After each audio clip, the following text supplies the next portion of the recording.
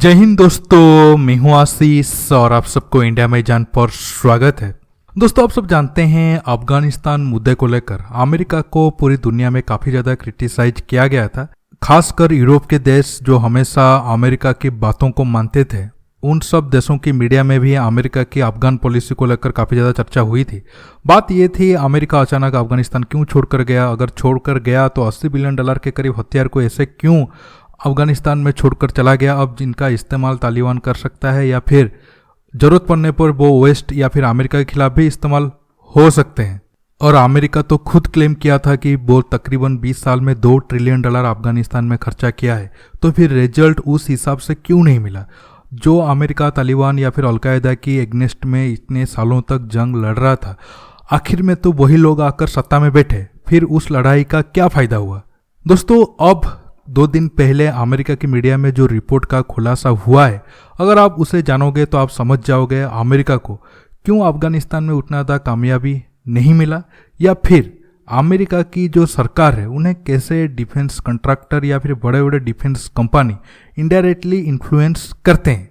दोस्तों, आज मैं अफगानिस्तान मुद्दे पर बहुत सारे सवालों के जवाब दूंगा और कुछ सवाल ऐसे होंगे जो मैं इनडायरेक्ट आपको देना पसंद करूंगा, नहीं तो प्रॉब्लम हो जाएगी। अगर आप थोड़ा सा दिमाग लगाओगे तो आप समझ जाओगे। दोस्तों, जानने के लिए आप आखिर तक के वीडियो को देखते रहिए और ज़्यादा से ज़्यादा लाइक शेयर करना बिल्कुल मत भूलिए। दोस्तों, अमेरिका तो आप सब जानते हैं इकोनॉमिकल और मिलिट्री लेवल पर दुनिया का सुपर पावर है और अमेरिका की मिलिट्री काफ़ी स्ट्रांग है। और उसके पीछे दोस्तों अमेरिका की प्राइवेट डिफेंस कंपनी और डिफेंस कॉन्ट्रैक्टर का बड़ा रोल होता है। दोस्तों, यही जो अमेरिका का ताकत था वो एक तरीके से अमेरिका का कमजोरी बन गया है। खासकर जो अमेरिका के टैक्स पेयर है उनका पैसा काफ़ी बर्बाद हुआ है। दोस्तों, एक रिपोर्ट के मुताबिक 2001 से 2010 तक अमेरिका लगभग $14 ट्रिलियन जंग में या फिर लड़ाई में इस्तेमाल किया था, और उसमें से तकरीबन 4 से 5 ट्रिलियन मतलब जो बजट था उसका 30 to 40% रकम डिफेंस कॉन्ट्रैक्टर की पॉकेट में गया है। इसी वजह से अमेरिका को 2001 के बाद जितना लड़ाई हुई उसमें उतना ज़्यादा फायदा नहीं हुआ, खासकर अफगानिस्तान में, क्योंकि आप सब जानते हैं अमेरिका कई बार क्लेम करता है वो अफगानिस्तान में तकरीबन $2 ट्रिलियन इस्तेमाल किया है। दोस्तों, $2 ट्रिलियन कोई छोटा रकम नहीं है। अगर आप ये रकम को थोड़ा अंदाजा लगाना चाहते हो तो आप भारत की जीडीपी के साथ कंपेयर कर सकते हो। हमारा जीडीपी अब तकरीबन $3 ट्रिलियन का है। अगर कोई देश, एक छोटा सा देश अफगानिस्तान जिनका पॉपुलेशन 2-3 करोड़ से भी ज़्यादा नहीं है, अगर वहाँ $2 ट्रिलियन इस्तेमाल किया गया है या फिर खर्चा किया गया है, तो रिजल्ट उस हिसाब से क्यों नहीं है। आज भी अफगानिस्तान में जो लोग हैं उनका लाइफस्टाइल क्यों नहीं बदला। लाइफस्टाइल तो छोड़ दीजिए, जो अमेरिका इतना पैसा खर्चा किया उन्हें मिलिट्री लेवल पर उतना सक्सेस क्यों नहीं मिला। उसी रिपोर्ट के मुताबिक अमेरिका का $2 ट्रिलियन में से लगभग 50% जो डिफेंस कॉन्ट्रैक्टर है उनके पॉकेट में गया है। इसी वजह से अमेरिका को मिलिट्री लेवल पर उतना सक्सेस नहीं मिला और आज अफगानिस्तान का हालत पहले से और ज़्यादा खराब हो गया है और आगे और ज़्यादा होगा। और जो अफगानिस्तान के लोग हैं उनका लाइफस्टाइल बिल्कुल भी नहीं बदला।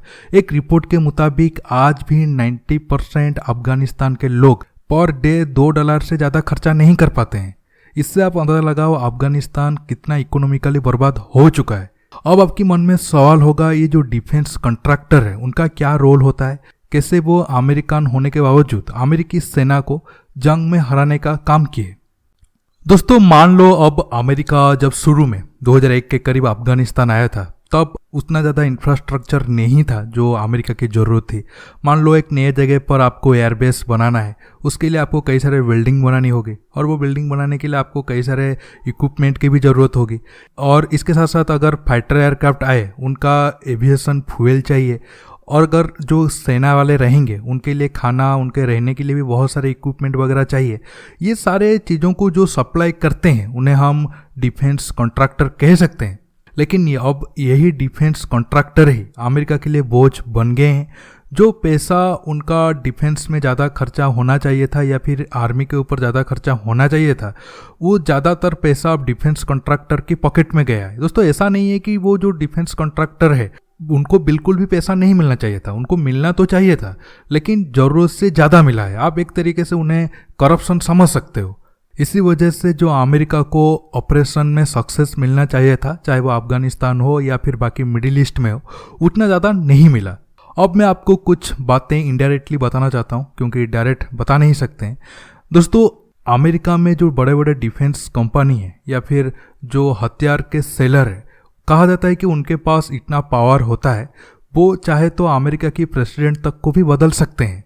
और कई लोगों का मानना है ट्रंप अपने टाइम में बहुत ज़्यादा शांति या फिर पीस डील किए थे, इसी वजह से उनके ऊपर अमेरिका के जो बड़े बड़े डिफेंस कंपनी थे वो काफ़ी नाराज हुए थे, क्योंकि अमेरिका लगभग हर साल $100 बिलियन के ऊपर हथियार दुनिया में बेचता है। अगर सारे दुनिया में शांति हो गया तो फिर उनके हथियारों को कौन खरीदेगा।